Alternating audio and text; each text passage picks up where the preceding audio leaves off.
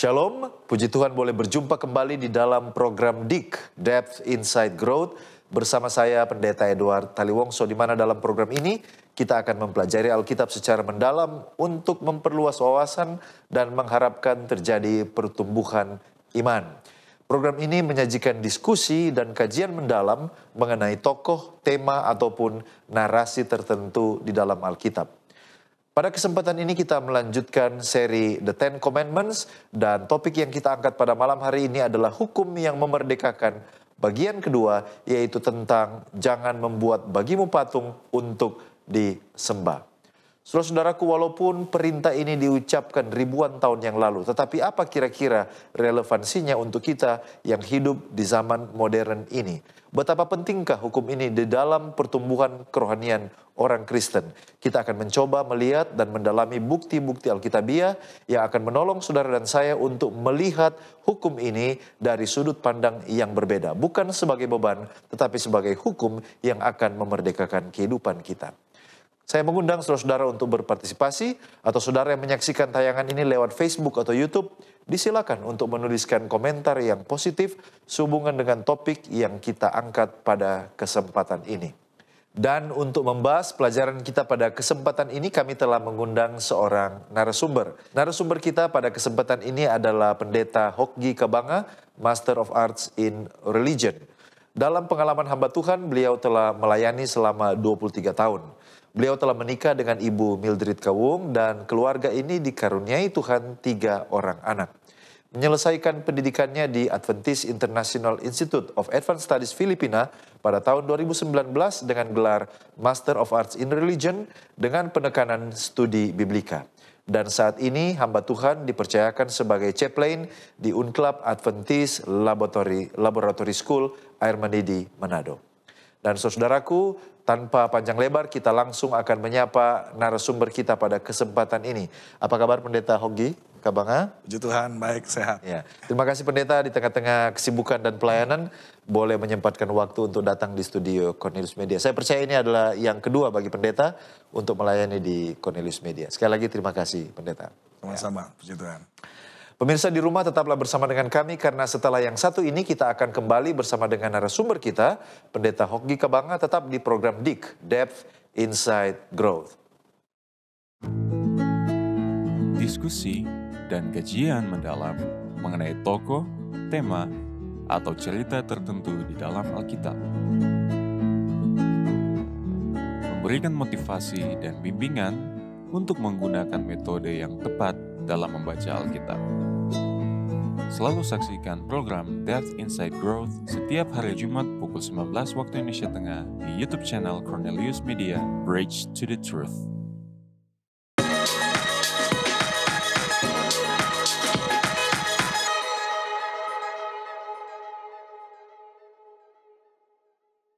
Kembali lagi bersama dengan kami di dalam program DIK, Depth Inside Growth. Dan bagi saudara yang baru bergabung, topik yang kita angkat pada kesempatan ini adalah hukum yang memerdekakan part kedua, yaitu tentang hukum tidak membuat patung dalam rupa apapun untuk disembah. Dan topik yang kita angkat ini akan dibahas panjang lebar oleh narasumber kita, Pendeta Hokgi Kabanga.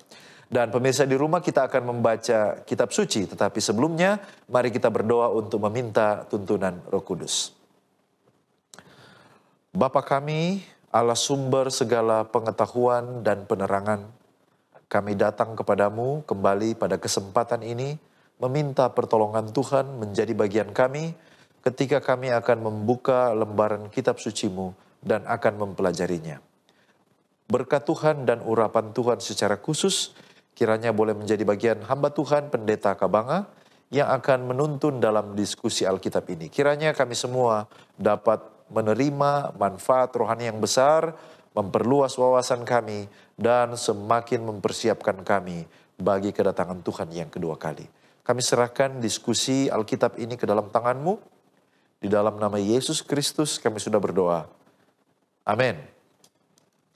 Pemirsa, kami ajak Anda untuk bergabung dalam pembacaan firman, dan pembacaan firman pada kesempatan ini diambil dari Keluaran pasal 20 ayatnya yang keempat sampai ayatnya yang keenam. Jangan membuat bagimu patung yang menyerupai apapun yang ada di langit di atas, atau yang ada di bumi di bawah, atau yang ada di dalam air di bawah bumi.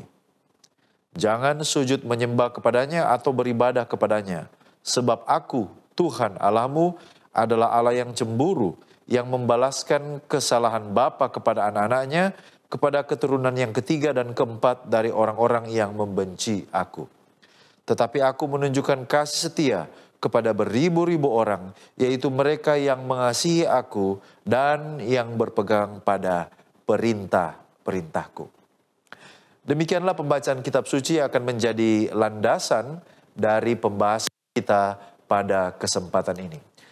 Langsung kita maju kepada narasumber kita, Pendeta Kabanga. Pendeta, sebenarnya apa yang menjadi latar belakang Allah memberikan hukum ini? Mungkin ada hubungan dengan waktu, lokasi, atau peristiwa atau tujuan tertentu mengapa Tuhan memberikan hukum ini, lebih khusus hukum yang kedua. Disilakan. Ya baik, terima kasih. Jadi hukum yang kedua dari 10 hukum ini tentu diberikan Tuhan kepada bangsa Israel, mewakili seluruh umat manusia, adalah pada saat bangsa Israel berada di Gunung Sinai. Dan keterangannya itu sebenarnya bisa didapati di pasal sebelumnya, tadi dibaca pasal 20, di pasal 19 ayat yang ke-1 disebutkan itu pada bulan ketiga setelah orang Israel keluar dari tanah Mesir. Dan kemudian pada saat itu peristiwanya adalah Adonai Zebaoth, saya sebutkan Adonai Zebaoth untuk tetragrammaton yang kudus, yang mulia, yaitu Tuhan pencipta alam semesta yang mau menyatakan dirinya kepada manusia, dihantar dalam awan yang tebal di pasal 19 ayat yang ke-9 itu. Dan persyaratannya saat itu bangsa Israel atau manusia harus menguduskan diri mereka. Kurang lebih selama 3 hari sebelum Tuhan datang di awan-awan. Mereka harus basuh jubah mereka harus membuat pagar pembatas, tidak boleh meraba, apalagi melewati pagar pembatas itu, lalu suami istri tidak boleh berhubungan, dan kehadiran Tuhan sendiri kemudian ditandai dengan guruh, guntur, kilat yang sambung menyambung, kegentaran, kemudian asap menutupi Gunung Sinai, dan kemudian bunyi sangkakala yang semakin lama semakin keras, dan itu dicatat dalam pasal sebelumnya. Nah, sebenarnya manusia sendiri awalnya dulu sebelum jatuh dalam dosa, mereka dapat bertemu langsung dengan Tuhan. Namun karena konsekuensi dari kejatuhan manusia dalam dosa ini, Tuhan tidak dapat lagi dijumpai secara langsung dengan manusia. Karena kenapa? Karena Tuhan yang kudus tidak dapat bertemu dengan dosa. Manusia yang berdosa jika bertemu dengan Tuhan yang kudus pasti akan habis, hangus, terbakar. Namun peristiwa di pasal 19 ini menunjukkan bahwa Allah berkenan untuk menyatakan kehadirannya di Gunung Sinai ini, namun tidak secara langsung. Di dalam awan. Dan namun kehadirannya ini pun terlihat begitu mulia dan kudus, dan hal inilah menjadi latar belakang peristiwa yang diikuti pasal 20, yaitu Tuhan kemudian memberikan 10 hukum, dan termasuk hukum yang kedua yang tadi sudah dibaca. Nah, tujuan Tuhan memberikan hukum yang kedua ini sebenarnya adalah ketika Tuhan katakan jangan membuat bagimu patung menyerupai apapun, ini sebenarnya adalah kelanjutan dari ikatan hukum yang pertama, yaitu jangan ada ilah lain, jangan ada Allah lain selain Tuhan pencipta. Nah, kita ingat bahwa 10 butir hukum ini sebenarnya terikat satu sama lain, tak dapat dipisahkan. Karena 1 Yohanes 3 ayat 4 mengatakan melanggar satu artinya melanggar semua. Nah, jika pada perintah yang pertama menekankan fakta bahwa hanya ada satu Allah, maka Tuhan pencipta sekarang menyatakan dia tidak berkenan terhadap penyembahan banyak Allah. Lalu di perintah yang kedua ini, dia lebih menekankan kepada sifat rohani tentang ketidaksetujuan terhadap penyembahan berhala yang bersifat materialisme, yang bersifat kebendaan. Jangan sembah patung. Dengan kata lain, jika pada perintah pertama Tuhan melarang hubungan apapun antara manusia dengan dewa-dewa yang lain, Maka sekarang pada perintah yang kedua, Tuhan menyatakan tidak berkenan terhadap hubungan manusia dengan dimensi khusus dan kebendaan. Ini yang menjadi tujuan dari mengapa Tuhan memberikan hukum yang kedua ini. Nah, uniknya kata patung yang disebutkan di hukum yang kedua ini dari bahasa aslinya, bahasa Ibrani pesel, itu muncul paling banyak di Alkitab dalam bentuk noun, kata benda. Kata benda. Ya, kita tahu pesel juga muncul dalam bentuk verb atau kata kerja, to grave, memahat, mengukir dan sebagainya. Tapi di perjanjian lama saja, kata pesel ini 60 kali muncul dan hanya 6 kali saja bentuknya bentuk verb. Sisanya semuanya dalam bentuk noun, kata benda atau kebendaan. Dan kali ini tampaknya Tuhan meminta kita untuk memberikan perhatian baik-baik. Jangan ada penyembahan pada unsur kebendaan. Jangan buat patung dan jangan menyembah. Mungkin itulah yang menjadi latar belakang kenapa Tuhan memberikan hukum ini. Selain itu juga mungkin karena ini adalah sesuatu yang ramai dipraktekkan oleh bangsa-bangsa kafir sekitar. Betul. Sebagai pembeda antara umatnya dan dia. Dan mereka yang menyembah dia adalah Tuhan memberikan hukum ini. Bagaimana pendeta melihat hal itu? Saya setuju dengan hal itu. Memang secara histori, nanti juga saya akan coba kutip juga, ada banyak praktek penyembahan terhadap patung dan berhala pada zaman sebelum Sinai.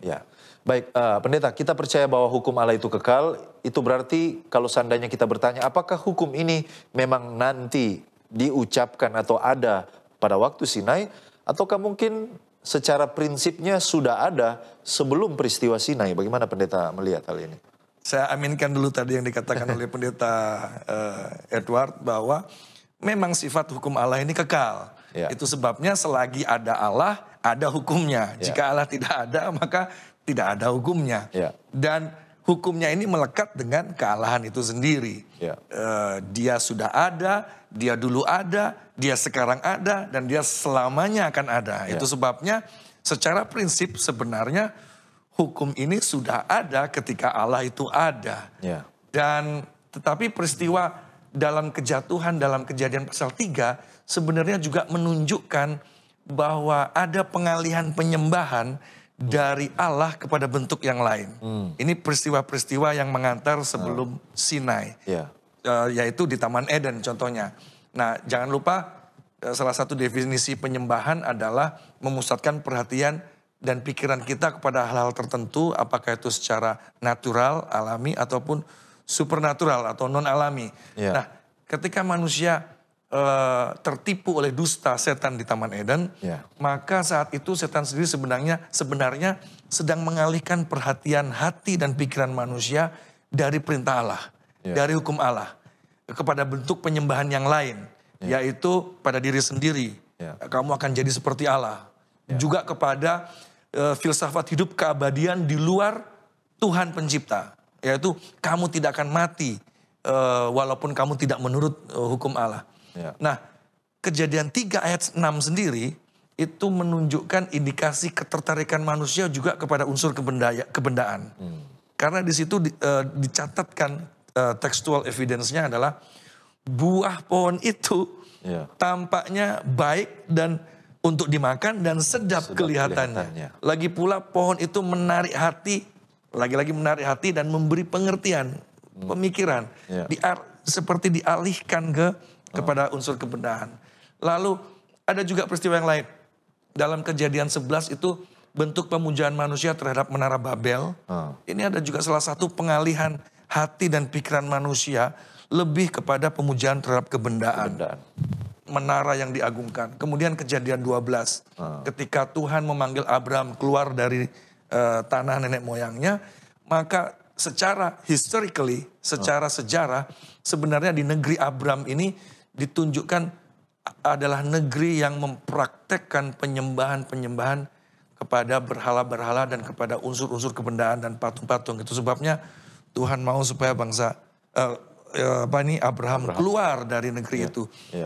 inilah salah satu beberapa hal yang menjadi bukti bahwa sebenarnya sebelum peristiwa Sinai sudah ada itu Tuhan menyatakan hukumnya, jangan sembah yang lain, jangan sembah patung, tapi ternyata peristiwa-peristiwa itu menunjukkan ada pelanggaran terhadap hukum tersebut. Ya, baik. Terima kasih Pendeta. Nah sekarang walaupun Pendeta sudah sempat tadi menyebut beberapa, tetapi apakah ada contoh cerita atau mungkin ayat dalam Alkitab di mana kita melihat penurutan kepada hukum ini, lalu ada berkat, atau pelanggaran dan kutuk sehubungan dengan hukum ini di perjanjian? Ya baik, pertanyaan bagus. Tentu ada dan sebenarnya banyak. Banyak. Saya kasih contoh-contohnya saja. Yang pertama contohnya adalah dalam Keluaran 32. Penyembahan bangsa Israel terhadap lembu emas. Nah itu latar belakangnya adalah justru ketika Tuhan mau kasih 10 hukumnya kepada bangsa Israel. Tapi musuh Tuhan ini tampaknya mencoba untuk memutar keadaan yang membuat bangsa Israel seharusnya siap menerima hukum Allah secara fisik bahwa mereka harus menyembah Tuhan. Kali ini diputar cara pikir mereka, kemudian mereka mengumpulkan perhiasan mereka, kemudian mereka membuat lembu tuangan yang disebut dengan lembu emas, kemudian mereka menyembah. Apa yang terjadi akibat dari itu? Itu terdapat dalam pasal 32 ayat 33 dan 35. Tuhan kemudian menulahi mereka. Tuhan memberikan kutuk kepada mereka dengan mengatakan bahwa Israel akan dihapus selama-lamanya. Lalu di pasal 33 ayat pertama, Tuhan kemudian mengatakan kepada Musa, dia akan menggantikan keturunan Musa untuk menjadi bangsa yang baru. Israel yang baru bagi dia. Waduh, ancaman ini begitu menakutkan bagi bangsa Israel. Kemudian mereka pun bertobat, mereka berkabung. Kemudian Musa memohon kepada Tuhan supaya mengampuni. Akhirnya Tuhan yang Maha Pengasih dan Penyayang ini menerima permohonan itu, mengabulkan, kemudian berkenan menuntun mereka kembali, memberi mereka berkat, tapi dengan persyaratan. Ada perjanjian yang harus mereka buat, dan perjanjian itu tertulis dalam Kejadian 33 ayat 4 sampai 6. Perjanjian itu adalah kepada bangsa Israel dikasih tahu mereka tidak boleh lagi memakai perhiasan-perhiasan jasmani, kebendaan. Karena perhiasan tersebut berpotensi mengalihkan penyembahan mereka bukan kepada Tuhan, bukan kepada Tuhan pencipta, tetapi kepada, lihat saja perhiasan-perhiasan kemudian menjadi lembu tuangan, lembu emas. Kalau saya boleh bacakan dalam Kejadian 33 ayat 6, di situ disebutkan Keluaran 33. Keluaran 33 ayat 6, yaitu demikianlah orang Israel tidak memakai perhiasan-perhiasan lagi sejak dari Gunung Horeb. Ini perjanjian yang diikat Tuhan untuk lepas dari penyembahan terhadap kebendaan, terhadap patung. Lalu pada zaman hakim-hakim, itu banyak juga catatan kegagalan bangsa Israel untuk setia menyembah Tuhan. Contohnya peristiwa Gideon. Nah, dalam Hakim-Hakim 6-8 di situ disebutkan Tuhan mengutuk bangsa Israel karena menyembah Baal. Kemudian Gideon sendiri merubuhkan mezbah berhala milik bapaknya. Dan tetapi kemudian Tuhan memberkati Gideon dan bangsa Israel ketika mereka kembali menyembah Tuhan. Zaman raja-raja, dalam 1 Raja-Raja 11 disebutkan juga Tuhan tidak berkenan terhadap Raja Salomo yang beralih mengikuti istri-istrinya yang kafir dan menyembah berhala Astoret. Lalu kemudian Tuhan memberikan kutuk, memecah bangsa Israel menjadi 2 kerajaan yang kemudian masing-masingnya dikuasai oleh kedua anaknya, Yerobeam dan Rehabeam dan sebagainya. Lalu Tuhan berjanji kalau mau setia maka Yerusalem akan dipulihkan dan sebagainya. Mungkin ini contoh-contoh. Jadi memang ada banyak contoh di Alkitab tentang kalau menurut diberkati, kalau tidak menurut ada kutuk yang mengikuti. Luar biasa. Puji Tuhan untuk jawaban yang telah kita dengar dan saya yakin kita masih bersemangat untuk masuk lebih dalam. Namun sebelum kita lanjutkan, kita akan mendengarkan pesan-pesan rohani berikut ini. Tetaplah bersama dengan kami.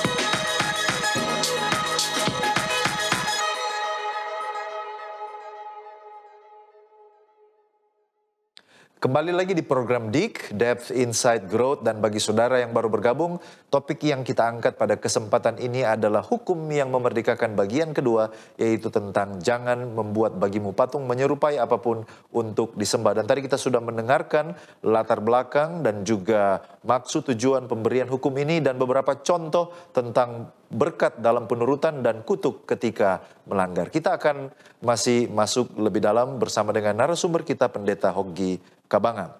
Baik Pendeta, tadi latar belakang dari perjanjian lama. Sekarang kita ke perjanjian baru. Apakah kira-kira hukum ini diulangi atau ditegaskan kembali oleh para penulis perjanjian baru? Mungkin Paulus, Yohanes, Petrus, dan rasul-rasul yang lain. Bagaimana Pendeta melihat hal ini? Baik, terima kasih. Oh ya, tentu.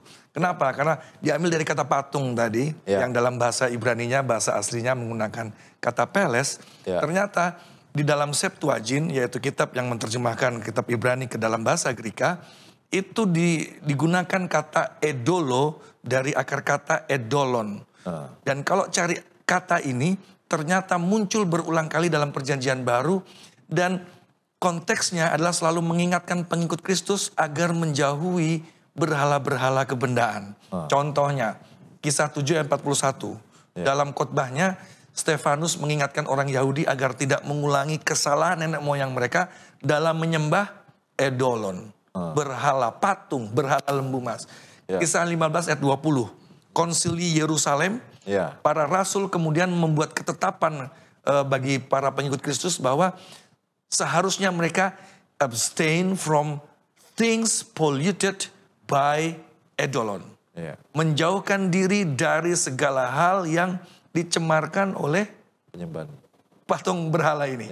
Roma 2 ayat 22, Rasul Paulus mengingatkan kepada orang Yahudi yang diduga melakukan praktek merampok rumah berhala. Artinya mereka sebenarnya mengingini benda-benda dalam rumah berhala walaupun mereka sendiri mengaku tidak menyembah berhala. Ini ditegur juga oleh Rasul Paulus. 1 Korintus 8 ayat 7. Rasul Paulus mengingatkan juga kepada pengikut Kristus bahwa masih ada di antara mereka yang masih terus terikat pada edolon, pada berhala-berhala ini. Lalu 1 Korintus 10 ayat 16 dan 17, Rasul Paulus mengingatkan pengikut Kristus bahwa persembahan berhala itu memiliki kaitan erat dengan persembahan kepada roh-roh jahat.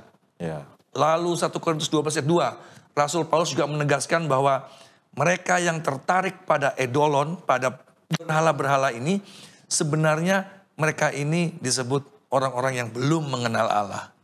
Lalu 2 Korintus 6 ayat 16, Rasul Paulus sendiri juga mengingatkan pengikut Kristus bahwa jika mereka memisahkan diri dari menyembah edolon, mereka menyembah mengingatkan mereka untuk berbalik dari menyembah berhala, menyembah edolon, lalu mereka pergi ke bait Allah, maka di sanalah Tuhan akan hadir di sana dan kita menyembah Dia di sana. Lalu surat Rasul Paulus juga kepada jemaat Tesalonika. Dalam kitab 1 Tesalonika 1 ayat 9, Rasul Paulus ini bersyukur kepada Tuhan karena jemaat Tesalonika adalah jemaat yang sudah berbalik dari edolon. Dari penyembahan berhala-berhala dan kini menyembah Tuhan Yesus Kristus pencipta alam semesta. Lalu 1 Yohanes 5 ayat 21 mencatatkan tentang Rasul Yohanes mengingatkan pengikut Kristus agar waspada terhadap segala edolon, segala berhala. Kemudian Wahyu 9 ayat 20, kitab terakhir dari Alkitab kita, Rasul Yohanes juga mendefinisikan penyembahan berhala ini sebagai penyembah-penyembah berhala ini sebagai orang yang identik dengan penyembah roh jahat, penyembah benda-benda dari emas, perak, tembaga, batu, dan kayu yang sebenarnya tidak dapat melihat, tidak dapat mendengar, tidak dapat berjalan. Dan bahkan ada korelasinya dengan pembunuh, penyihir, percabulan, dan pencurian. Ini agak keras juga dalam kitab Wahyu ini beritahukan bahwa itu semua adalah diulang lagi dari Old Testament background, diulang lagi di perjanjian baru. Bahayanya untuk tidak menyembah berhala, patung-patung ini, kebendaan. Baik, terima kasih Pendeta. Bagaimana dengan Yesus sendiri? Apakah Yesus mungkin dalam perkataannya atau pengajarannya pernah menegaskan atau menguatkan hukum ini semasa dia berada di atas dunia ini? Oh ya, tentu. benar. Yesus pernah berkata secara langsung. Perkataan Yesus ini disampaikan dalam kalimat langsung. Dan itu tertulis dalam Matius 4 ayat 10 dan Lukas 4 ayat 8. Kalau saya boleh bacakan. Tetapi Yesus berkata kepadanya, ada tertulis, engkau harus menyembah Tuhan Allahmu dan hanya kepada Dia sajalah engkau berbakti. Yesus mengutip dari kitab perjanjian, kitab Taurat di perjanjian lama. Latar belakangnya adalah ketika dia dicobai oleh iblis. Setelah dia puasa selama 40 hari dalam keadaan yang paling lemah, biasanya orang ini paling sensitif dan paling galau sebenarnya. Tapi Yesus yang lemah fisiknya tetap kuat imannya. Pencobaan pertama menang, pencobaan kedua menang, pencobaan berikutnya setan bilang, ini semua kerajaan akan kuberikan kepadamu, asalkan kau sembah aku. Wah, Tuhan Yesus jelas-jelas memahami. Ditawarkan kebendaan kerajaan-kerajaan, tetapi penyembahan juga kepada musuh setan. No. Yesus bilang, ada tertulis, engkau harus menyembah Tuhan saja dan hanya kepada Dia saja engkau harus berbakti. Ucapan Yesus secara langsung. Luar biasa. Jadi ternyata Yesus sendiri menguatkan hukum ini ketika Dia berada di atas dunia ini. Nah, saya percaya bahwa kita tidak boleh menyempitkan hukum ini hanya bermakna kepada patung buatan tangan manusia. Yang pertanyaan selanjutnya adalah bagaimana perluasan hukum ini untuk kita yang hidup di zaman, apakah masih relevan? Lalu kemudian hal-hal apa saja yang mungkin tanpa sadar kita lakukan adalah pelanggaran terhadap hukum ini. Bagaimana pendeta melihat hal ini? Ya, baik, terima kasih. Ini pertanyaan yang baik karena cukup sensitif juga di zaman kita ini. Kita tahu bahwa pencipta kita seharusnya adalah satu-satunya oknum yang maha tinggi yang mendapatkan penyembahan kita. Kita harus bayangkan siapa pencipta kita. Alkitab mencatat, alam semesta juga memberitahukan Tuhan pencipta kita lebih besar dari yang tak terhingga. Di dunia, di alam semesta ini ada yang disebut dengan unobservable universe. Area alam semesta yang sudah tidak bisa dijangkau lagi, tidak bisa diobservasi lagi, karena manusia sudah terbatas oleh ilmu pengetahuan manusia. Oleh ilmu pengetahuan terlalu jauh. Sementara Tuhan pencipta adalah yang menciptakan ini semua. Manusia sudah tidak bisa mengukur hal-hal yang tak terhingga, sementara Tuhan kita adalah Tuhan pencipta yang lebih besar dari yang tak terhingga. Sehingga sebenarnya Dia layak untuk menerima penyembahan kita. Itu sebabnya segala hal yang sebenarnya menarik manusia, menarik kita untuk tidak menyembah Tuhan, itu sebenarnya berpotensi untuk menjadi berhala bagi kita. Nah, segala sesuatu yang cenderung mengurangi cinta kita kepada Tuhan, ini cenderung berpotensi menjadi berhala. Bisa saja rumah, tanah, bisa saja barang dagangan. Ini menyita perhatian waktu kita lebih kepada mereka itu semua. Lalu penyembahan kepada Tuhan dianggap hal yang kedua, secondary things. Kemudian bisnis yang mungkin menuntut energi dan waktu yang terlalu banyak, tetapi ibadah keluarga kemudian dilupakan. Kemudian doa pribadi kemudian dilalaikan. Ada juga sebenarnya orang yang mengaku saya sudah berbuat baik kepada sesama. Dan ketika dia berbuat baik ke sesama, dia berpikir bahwa saya sudah memenuhi kewajiban saya. Tapi sebenarnya tidak cukup untuk bagi dia untuk memelihara 10 hukum ini, karena dia memiliki motif yang berbeda, yaitu saya memberi untuk dihargai. Nah, ini bisa saja bukan karena bentuk penyembahan kita kepada Tuhan, tetapi justru berbalik menjadi motif bahwa dia ingin dihargai orang. Ini bisa saja berpotensi menjadi penyembahan pada diri dan mengalihkan segala perhatian ini dari penyembahan kepada Tuhan pencipta kita. Itu potensi menjadi berhala buat kita. Dengan kata lain, melayani diri sendiri dengan cara melayani orang lain. Jadi sebuah cara yang sangat terselubung. Saya pernah mendengarkan seorang pengkhotbah berkata bahwa salah satu alasan mengapa Tuhan melarang kita membuat patung untuk disembah, menyerupai apapun, termasuk mungkin menyerupai Yesus atau siapapun yang di sorga untuk disembah ya, dalam konteks untuk disembah adalah oleh karena kita tidak ingin, Allah tidak ingin betapapun indahnya karya tangan manusia, tapi itu tidak cukup baik untuk menggambarkan Allah dalam kemuliaannya. Betul. Yang dibatasi di dalam kebendaan yang terbatas itu. Bagaimana pendeta melihat hal ini? Amin. Ya. Saya setuju terhadap hal tersebut. Itu semua seharusnya hanyalah, jika itu dalam bentuk ilustrasi, itu hanya seharusnya membawa kita pikiran dan hati kembali kepada penyembahan kepada Allah. Tapi kalau justru malah terbalik, inilah yang Tuhan katakan, jangan buat patung dan jangan sembah karya tangan manusia. Tidak ada yang lebih baik daripada langsung hati dan pikiran ini datang menyembah Tuhan. Amin. Terima kasih pendeta, luar biasa. Dan kita pasti telah mengalami pencerahan dengan diskusi yang kita ikuti sampai sejauh ini bersama dengan narasumber kita. Dan masih ada lagi beberapa hal yang akan kita diskusikan. Tetaplah bersama dengan kami akan kembali setelah pesan-pesan rohani yang berikut ini.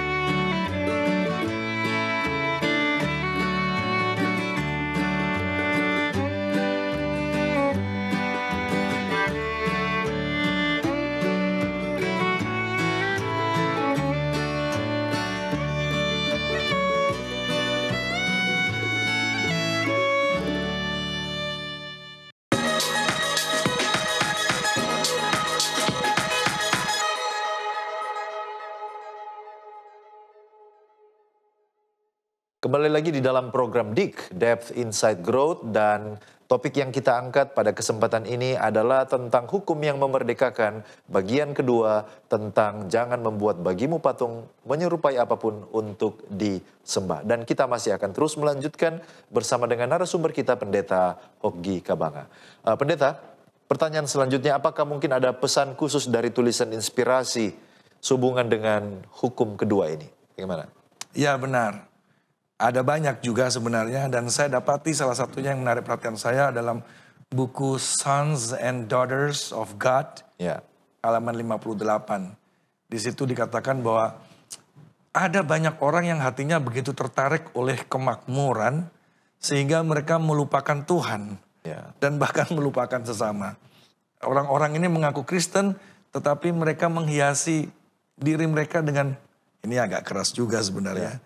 Untuk saya pribadi juga, untuk kita semua. Orang-orang Kristen yang banyak menghiasi diri mereka dengan perhiasan-perhiasan jasmani seperti kalung, pakaian mahal. Padahal sementara orang miskin yang perlu ditolong masih banyak dan mereka memerlukan kebutuhan hidup. Banyak pria dan wanita yang mengklaim telah ditebus oleh darah Kristus, tapi justru menyanyiakan sarana yang dipercayakan kepada mereka dalam menyelamatkan jiwa-jiwa. Sehingga mereka pun enggan untuk membawa persembahan mereka kepada Tuhan. Nah, kalau saja mereka memberi dengan murah hati, itu hanyalah karena pemberian mereka akan membawa kehormatan bagi diri sendiri. Dan ini adalah penyembahan berhala juga. Nah, apapun yang mengalihkan pikiran dari Tuhan, ini akan mengambil bentuk berhala. Dan itulah sebabnya hanya ada sedikit kuasa di dalam jemaat. Nah, perintah yang kedua melarang penyembahan Tuhan yang benar melalui materi kebendaan. Karena pikiran yang berpaling dari Tuhan yang maha tinggi ini sebenarnya akan lebih tertarik kepada kebendaan daripada menyembah Sang Pencipta jika kebendaan itu dihadirkan di hadapan kita. Itu sebabnya Tuhan penyelidik hati yang paling dalam. Dan pena inspirasi ini menasihatkan kepada kita supaya kita benar-benar bergantung kepada Tuhan karena Dia dapat membedakan antara pelayanan hati dan penyembahan berhala. Dengan demikian berarti ini masalah bagaimana kita mengelola sumber daya yang Tuhan percayakan Kalau tidak hati-hati bisa menjadi sebuah penyembahan berhala dari kutipan yang pendeta sampaikan tadi. Nah, selanjutnya kita tiba kepada mungkin ini yang paling penting walaupun keras tapi harus disampaikan. Apa akibat-akibat yang dapat diterima kalau kita melalaikan hukum ini, hukum yang kedua ini di zaman sekarang kita? Ya, betul. Penyembahan kepada yang lain selain Allah sudah dimulai di Taman Eden. Ya. Dimulai dari kitab Kejadian. Dan terus ternyata menjadi penggodaan bagi manusia dari zaman ke zaman. Dan sampai pada kitab yang terakhir, kitab Wahyu, inilah kitab yang Tuhan berikan kepada kita yang tinggal di zaman akhir. Ya. Di akhir zaman dari zaman akhir ini. Dan dalam kitab Wahyu ini, Tuhan berseru dengan suara nyaring melalui messengernya, melalui malaikat-malaikatnya. Ya. Khususnya terdapat dalam Wahyu 14. Di situ ada pekabaran 3 malaikat. Ya. Malaikat yang pertama itu dengan suara nyaring. Kalau namanya nyaring ya memang genting ini. Ya. Panggilannya adalah sembahlah Tuhan pencipta langit dan bumi, laut dan segala sesuatu. Takutlah akan Dia dan muliakan Dia. Panggilan penyembahan. Dan pada pekabaran malaikat yang kedua dibilang setan sebenarnya sudah kalah. Babel itu sudah rubuh. Ya. Tapi ini pekabaran malaikat yang ketiga. Ya. Inilah konsekuensi yang menjawab pertanyaan tadi. Ya. Kalau kita melalaikan penyembahan yang benar terhadap Allah, maka disebutkan di malaikat yang ketiga ini, berseru dengan suara nyaring, jika seorang menyembah binatang dan patungnya itu, pendek cerita, ia akan minum dari anggur murka Allah. Ya. Lalu perikop-perikop berikutnya menunjukkan perikop di pasal 14 ayat 16. Penuaian terhadap berkas-berkas gandum Tuhan. Ya. Melambangkan umat Tuhan yang akan diamankan atau diselamatkan oleh Tuhan. Tetapi kemudian penuaian ayat 17 sampai 20 adalah penuaian anggur kejahatan oleh murka Tuhan. Ya. Dan ini adalah penuaian terhadap mereka, melambangkan mereka yang jahat harus dibinasakan. Ini akan selalu menjadi pilihan bagi kita. Grup mana yang kita mau ikut ini? Ya. Dituai sebagai gandum yang diselamatkan, atau kita menerima anggur murka Allah karena kita memilih menyembah bukan Tuhan dan menyembah hal-hal yang lain yang mengalihkan kita dari penyembahan kepada Tuhan. Ya. Terima kasih. Jadi ini bukanlah suatu hal yang sepele ya. Betul. Pelanggaran terhadap hukum ini punya konsekuensi yang kekal dalam kehidupan manusia. Nah, yang berikut pendeta adalah langkah-langkah apa yang dapat saya lakukan atau mungkin saya bisa berawas-awas supaya saya jangan jatuh pada perangkap ini. Karena bisa saja saya beribadah di dalam gedung gereja, tapi sebenarnya selama ini tidak sementara menyembah Allah yang benar. Langkah-langkah apa yang bisa saya lakukan untuk dimampukan menuruti perintah ini? Ya, kalau bicara mengenai langkah, yang pertama harus percaya dengan tulen dulu. Karena ada percaya yang tidak sejati. Yang omdo, yang istilahnya omong doang. Tapi kalau percaya yang sejati adalah percaya yang terima dan memilih supaya diri saya mau diubahkan. Saya tahu ini penyembahan yang tidak benar. Ini adalah berhala. Saya harus tinggalkan. Kalau dihadapkan kepada saya pilihan, mana nih? Mau datang ibadah atau mau plesir kemana yang membuat kita jauh dari penyembahan kepada Tuhan. Harus sudah pilih. Tapi seringkali saya dapat banyak perbincangan dari jemaat. Tapi pendeta seringkali mau pilih memang gagal berulang kali. Mau pilih ikut Tuhan tapi ada janji Tuhan. Dalam Filipi berapa ini? 4 ayat 13. Segala perkara dapat kutanggung di dalam Dia yang memberi kekuatan. Artinya bagian kita langkah berikutnya adalah percaya yang sejati itu harus diimbangi dengan pilihan yang kuat untuk menjalin hubungan yang intim dengan Tuhan. Supaya Dia tinggal di dalam kita sehingga kita nggak pakai kekuatan kita. Kalau kita pakai kekuatan kita pasti gagal lagi. Ya. Tapi kalau God's abiding is enabling. Penyertaan Tuhan itulah yang memampukan kita. Itu sebabnya Yesus pernah ingatkan kan dalam Yohanes 15 tentang pokok anggur dan carangnya. Ya.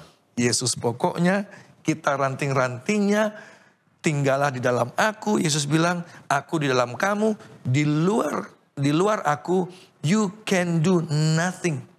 Engkau tidak dapat berbuat apa-apa. Tetapi barang siapa tinggal di dalam aku, dan firmanku tinggal di dalam dia, aku tinggal di dalam dia, maka kuasa itulah yang akan memampukan kita. Yesus Kristus sendiri pernah menyatakan ini dalam konteks yang berbeda tentang janjinya bahwa Roh Kudusnya yang akan dia kirimkan kepada kita. Hubungan yang intim dengan Yesus adalah selalu memohon kehadiran Roh Kudus untuk diam di dalam kita dan memampukan kita memilih mana yang benar sesuai dengan firman-Nya. Tinggal di dalam dia, tinggal di dalam firman-Nya, dan dia tinggal di dalam kita. Amin. Puji Tuhan. Terima kasih pendeta sudah memberikan kepada kita langkah-langkah bagaimana supaya saudara saya dapat bebas dari perangkap pelanggaran terhadap hukum yang kedua ini, karena ternyata bukan konsekuensinya sepele ketika kita mengabaikan perintah Tuhan ini. Baik, sungguh sangat menarik diskusi dan pendalaman kita pada kesempatan ini, dan saya percaya kita semua sangat terberkati lewat diskusi ini. Namun karena waktu kita yang terbatas, kita tiba pada rangkuman pembahasan. Dan pendeta sebagai kesimpulan atau closing statement, manfaat-manfaat rohani yang bisa pemirsa sekalian bawa pulang, mungkin pendeta mau sampaikan sesuatu. Ya, amin. Puji Tuhan. Di awal sejarah keberadaan manusia ketika baru jatuh dalam dosa, ada dua jenis penyembahan yang dituliskan dalam Alkitab. Ya. Yaitu Kain dan Habil sama-sama memberikan persembahan kepada Tuhan. Ya. Keduanya sama-sama menyembah Tuhan. Ya. Tetapi keduanya memiliki hasil yang berbeda. Ya. Kain adalah wakil dari mereka yang menyembah Tuhan dengan caranya sendiri. Lalu penyembahan mereka ditolak oleh Tuhan. Tetapi Habil adalah wakil dari mereka yang menyembah Tuhan dengan cara yang ditunjukkan oleh Tuhan. Ya. Bukan pakai caranya sendiri. Ya. Sehingga penyembahannya murni datangnya dari Tuhan, oleh firman Tuhan, dan ditetapkan oleh Tuhan sendiri bagaimana menyembah dia. Ya, demikian juga pada akhir zaman. Ya. Akan selalu ada dua jenis penyembahan yang dilakukan oleh manusia. Yaitu mereka yang menyembah Tuhan dengan caranya sendiri. Artinya saya menyembah Tuhan ya dengan caraku begini. Ya. Ini belum tentu diterima oleh Tuhan sama seperti Kain. Ya. Tetapi yang kedua adalah mereka yang menyembah Tuhan sesuai dengan cara yang ditetapkan oleh Tuhan. Dituliskan dalam firman-Nya, diteguhkan dalam Alkitab-Nya, dan itu mengundang kita untuk masuk dalam grup yang satu ini. Yaitu menyembah Tuhan dengan cara yang ditunjukkan oleh Tuhan kepada kita melalui firman-Nya. Tuhan beserta kita dan memberkati. Amin. Terima kasih pendeta, dan bolehkah pendeta menutup diskusi kita dan juga mendoakan pemirsa yang menyaksikan tayangan ini. Disilakan. Mari kita berdoa. Ya Tuhan kami, ya pencipta kami, Bapa yang penuh kasih di sorga. Terpujilah namamu Tuhan. Engkaulah yang memulai detak jantung kami dalam kandungan ibu. Ya. Dan Engkau yang mempercayakan nafas hidup bagi setiap makhluk. Saat ini kami diingatkan kembali bagaimana seharusnya kami menyembah Tuhan pencipta kami. Ya. Tuhan, tolonglah supaya firman ini hidup dalam kami. Ya. Kami mengundang Engkau Yesus Kristus tinggal di dalam kami melalui Roh-Mu yang kudus. Seluruh permisa, dimanapun mereka berada, hamba-Mu berdoa. Lawat mereka, datang mereka dengan cara yang spesial. Dan biarkan kami memahami siapa Tuhan pencipta kami. Ya. Mengenal Engkau dengan sifat, karakter, dan hukum-hukum-Mu. Dan kami boleh dengan rendah hati datang. Menyembah Tuhan dengan sejati. Dan memasuki tahta kasih karunia Tuhan. Terpujilah namamu Tuhan dari kekal sampai kekal. Kami minta ampun atas kelemahan, kemanusiaan dan dosa kami. Karena kami berdoa dan menyerahkan hati dan pikiran kami. Menyembah kepadamu saja di dalam nama Yesus Kristus. Yang adalah Tuhan pencipta, penebus, dan juru selamat kami. Amin. Amin. Puji Tuhan untuk pembahasan topik yang sangat menarik pada kesempatan ini, dan saya secara pribadi mengucapkan terima kasih kepada narasumber kita, Pendeta Hoki Kabanga, yang telah membagikan berkat rohani bagi kita semua. Tuhan Yesus memberkati pendeta dan keluarga dalam pelayanan. Jika Anda telah diberkati lewat pelayanan media ini, berkenan kiranya saudara-saudari untuk follow atau subscribe akun media sosial kami dan bagikan link tayangan ini kepada orang-orang terkasih. Pemirsa di rumah, demikianlah perjumpaan kita pada kesempatan ini. Kita akan jumpa kembali pada episode mendatang. Saya Pendeta Edward Taliwongso dan kru yang bertugas undur diri. Shalom.